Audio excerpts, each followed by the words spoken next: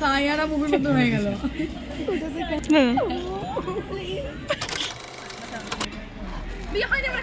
Happy birthday happy.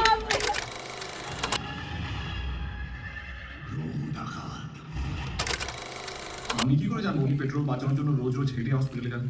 Shut up. ওখানে parking পাওয়া যায় না, তাই বাবাকে গাড়িটা ড্রপ করে দিয়েছে। তুমি তোমার পিছনে ছাড়ছিলে না। আমি যদি সাইকেল বিয়ে করতাম তুমি বম্বে চলে আসতে আমাকে জানাই। শুধু তা নয়, তোমাদের সাথে আলাপ করার দাও সুযোগ আমারে। এসো সবাই গড়ি এক সুন্দর পরিবার ঘরে বাইরে। আমি ছোট মিয়া অ্যান্ড ভিক্টোরিয়া মিলে আমরা রওনা দিয়ে দিয়েছিলাম সিনেমা দেখতে যাওয়ার উদ্দেশ্যে। আমার অজস্র ভিডিও যেমন আনএডিট হয়ে পড়ে আছে, এটাও আনএডিট হয়েই পড়েছিল। প্রায় 1 মাস আগে যখন ধূমকেতু রিলিজ হয় তখন এই ভিডিওটা করা, কারণ আমরা ধূমকেতু দেখতে গেছিলাম। আমাদের সাথে আরও অনেক গার্লস ছিল। তো চলো সবার সাথে একে একে পরিচয় হবে। তো যেতে যেতে রাস্তাতে আমাদের গাড়ির পাম্পটা কমে গেছিলো, তাই একটা দোকানে দাঁড়িয়েছিলাম পাম্প করার।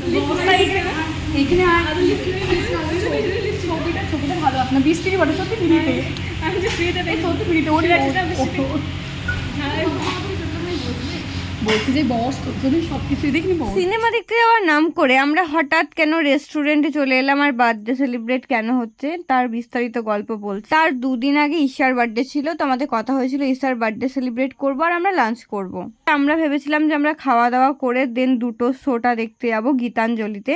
তাই সাঁইঠার একটা রেস্টুরেন্টে আমরা ঢুকেছিলাম এবং ঢুকে যাওয়ার পর আমাদেরকে জানাচ্ছে যে যখন অলরেডি আমরা বার্থডে সেলিব্রেট করতে লেগেছি কি এখন খাওয়া দাওয়া হবে না। তো তড়িঘড়ি গুটিয়ে নিয়ে আমরা স্টেশন যাই, কারণ দুটো শো তো 4:30 5টার আগে শো শেষ হবে না, তাই আমাদেরকে খেয়ে দিয়েই ঢুকতে হবে।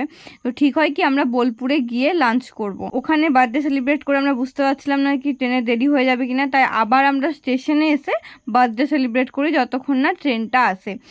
তো ঈশা বলছিল এভাবে না করলেই নয়, একবার ওখানে একবার এখানে।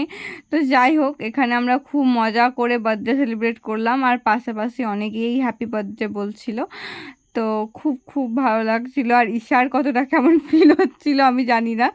তারপর আমরা ম্যাচস্টিক নিয়ে যেতে ভুলে গেছিলাম, তো পিছনে যেই দাদা আর একটা কাকু দেখছে ওনার কাছ থেকে আমি ম্যাচস্টিকটা নিলাম আর আমরা এইভাবে বার্থডে সেলিব্রেট করছিলাম।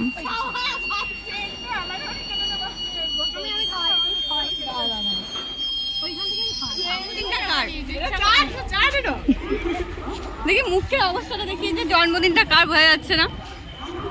আমি বিশেষ করে আমি বলতে কেকটা আমি আমার জন্য অর্ডার করেছি। কেকটা আমার পছন্দের কেক, আমি ওই জন্য অর্ডার করেছিলাম। আমার মুখে যা হয় আর হাঙর এলে তিমি মাছ কি মাছ? তিমি মাছ। আর এগুলো সব হাঙর, এগুলো সব হাঙরের দল। আমরা ছাড়া আরও যারা 3 জনকে দেখলেন তারা হচ্ছে দিশার পিসির মেয়ে। আমরা সবাই একসাথে ভীষণ মজা করি যেখানেই থাকি, বিশেষ করে পপি দিদি, ঈশা, দিশা এরা তো মানে প্রচণ্ড মজা করতে পারে।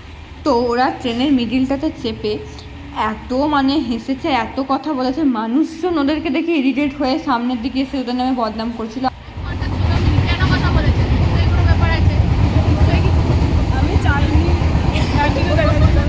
কি বলতে চাচ্ছিস বল, কি বলতে হবে? আমার মিডিলে গরম লাগছিলো তাই দরজার সামনে দাঁড়িয়েছিলাম আর ওরা এত হাসি মজা করছিল। সামনের লোকগুলো বলছে এরা লেডিসে কেন চাপে না, মানে ভেবে নিন আমরা কী হারে ওখানে গল্প করেছি আর কী হারে মানে জায়গাটা আমাদেরই ভেবেছি আর অন্য কোনো লোকের কথা আমরা ভাবিইনি। যাই হোক আমাদের এলাকাটা আমরা ছেড়ে আবার স্টেশনে পদার্পণ করেছিলাম। তারপর আমরা আবার হাসতে হাসতে চলে যাচ্ছিলাম আর আমরা তো দুটো টোটো করবোই না, কোনো মতেই আমরা দুটো টোটো করবো না, তাই একটা টোটোতেই আমরা কষ্ট মষ্ট করে যেমন করে হোক পয়সা বাঁচিয়ে আমরা চলে গেছিলাম খাওয়া দাওয়ার উদ্দেশ্যে রেস্টুরেন্টে ঈশার পয়সা ধ্বংস করতে।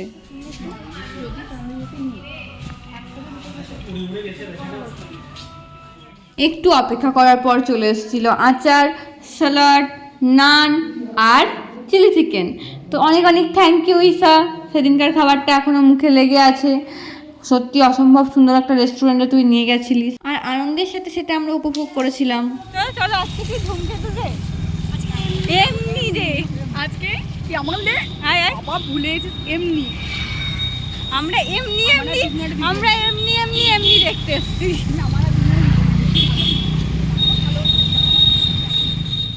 রেস্টুরেন্টের কয়েক পা ডিস্টেন্সে হচ্ছে গীতাঞ্জলি। আমরা গীতাঞ্জলি চলে গেছিলাম আর দিশাকে বলছিলাম যে তুই আমাদের সবার টিকিটটা কেটে নে। আমরা ভীষণ ভীষণ এক্সাইটেড ছিলাম ধূমকেতু দেখার জন্য। সিরিয়াসলি আমাদের ছোটোবেলাটা ওই দেবশুভশ্রীতেই বন্দি হয়েছিল, তো আমরা ভীষণ এক্সাইটেড ছিলাম। অ্যাট লাস্ট আমরা ঢুকলাম। ধূমকেতু এমনি এমনি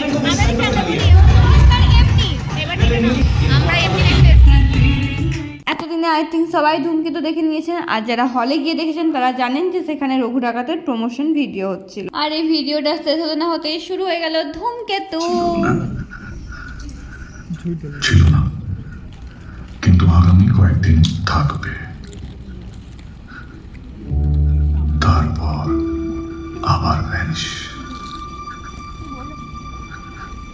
কি দেখছিস? আমি কি করে জানবো উনি পেট্রোল বাঁচানোর জন্য রোজ রোজ হেঁটে হসপিটালে যান? শাট আপ, ওখানে পার্কিং পাওয়া যায় না, তাই বাবাকে গাড়িতে ড্রপ করে দিয়ে আসি। My mistake, sorry sorry. এরকম সঙ্গে সঙ্গে যেও না ভাবি, প্লিজ। তাহলে তুমি হ্যাঁ বলে দাও, আমি একটু চলে যাবো। অনেকদিন তো হয়ে গেল, এবার তো হ্যাঁ বলে দাও প্লিজ।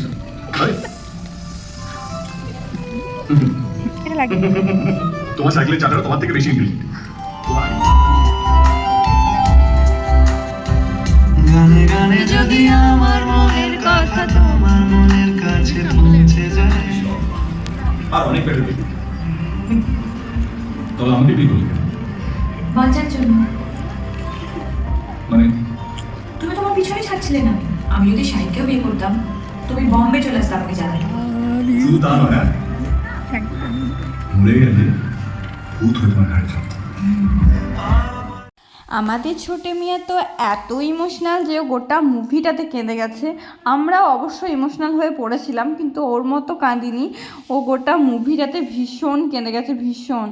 আর ওর কান্না দেখে না আমরা মানে লাস্টে হাসতে লেগেছিলাম, বাট এটা উচিত হয়নি, সরি ছোটে মিয়া, বাট ও ভীষণ কেঁদেছে।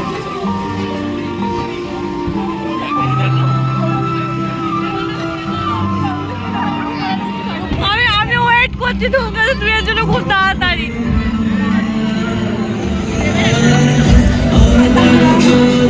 আমি অনেক চেষ্টা করলাম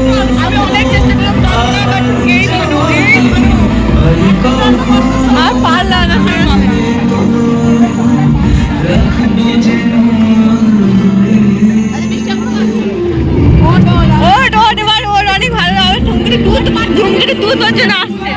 তো ভীষণ ভালো একটা সময় সবার সাথে কাটিয়ে আবার আমরা কষ্ট মষ্ট করে টোটোর মধ্যে চেপে উঠে গেছি, সেটা দেখেই বুঝতে পারছো।